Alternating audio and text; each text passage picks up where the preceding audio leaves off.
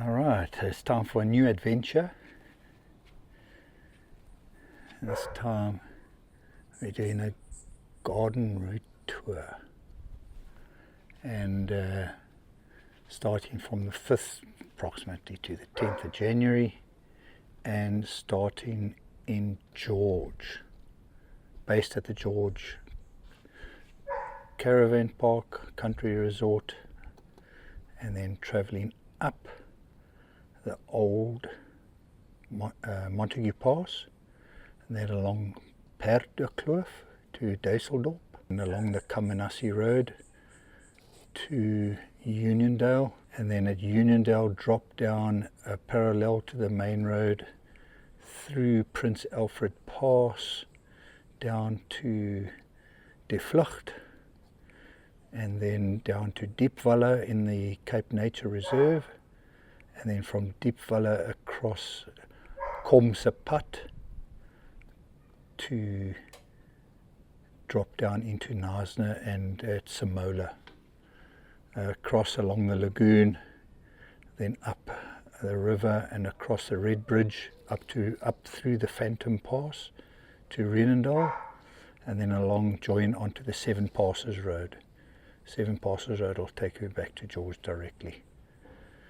So approximately 317 kilometers, most of it on gravel. Biggest day would be 60, but the real big day is this first day here up the Montague Pass. So the Montague Pass has been closed for quite a while.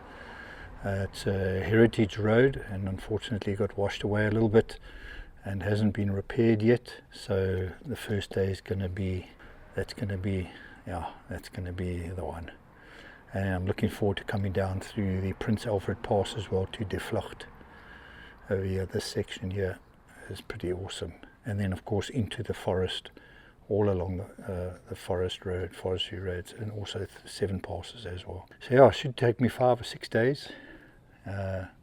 Camping,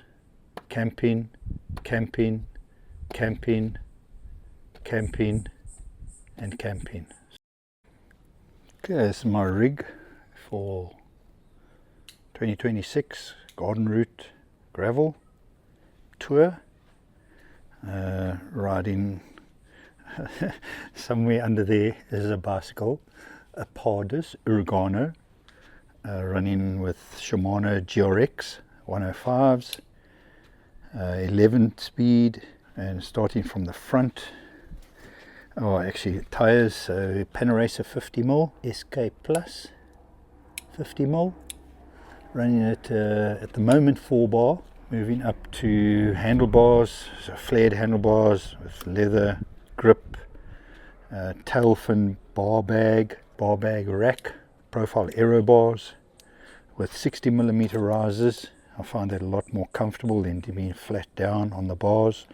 Gives you a bit of relief on your back and also on your saddle as well.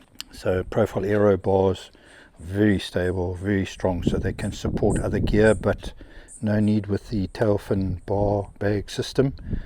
Also running a Garmin setup as well, with a Garmin UT800 front light, a Garmin 1040 solar, amazing battery life, and then the Garmin Varia radar with camera. We've got feed bags, one's holding the drone, Hover X1 Pro, and then batteries.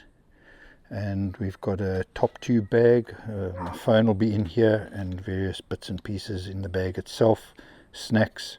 Camera gear is my Insta360 with the quick clip on there, the quick clamp, which is pretty robust and takes a hell of a beating, but I do have a lanyard on there just in case. So in my tail fin bar bag I have my quilt, and under that is my ultralight chair, number one accessory on a bike trip. So then I've got Rock Bros front fork bags, frame bag with bits and pieces in here, water bottles. This water bottle can take a filter, 2 panniers on either side. All my camping gear in here. Camping gear is a Durston X Durston Dome tent. So we'll be trying that one out new on this trip. I also have a bag that fits on top of the carrier here, which also doubles as a backpack, and that's got various supplies in there. I am taking my fly rod because one of the stops is at very close to the Outeniqua trout farm, and an area well known for red trout, so I'll take that with just dehydrated food in the other pannier. Suspension, I've got the Redshift suspension on the seat post as well as on the front stem, so I do have some play on the front stem there, which works extremely well, especially when you're in the aero bars. Got to get a lot of relief over here with the Redshift stem suspension system. Electronics, quick button for my Insta360 gear, Hover X1 Pro remote or beacon, and of course my Garmin 1050. Bottle for brine, for cramps, something I suffer from quite badly, especially on the first day, so that'll be filled with brine. And that's about it.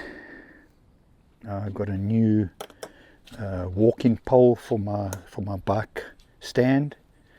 That seems to be working well, and I've had this for a while and it works extremely well, but I've never rigged it up on the bike, so the solar panel will be pumping juice all the time through to my connection here, and I can hook up my electronics and charge it up. So I do have standby battery in here, power bank in here, and then I've got two smaller power banks in here to top up the drone and all the electronics as we go along. So the solar panel will top up the power bricks as we go along. And that's about it.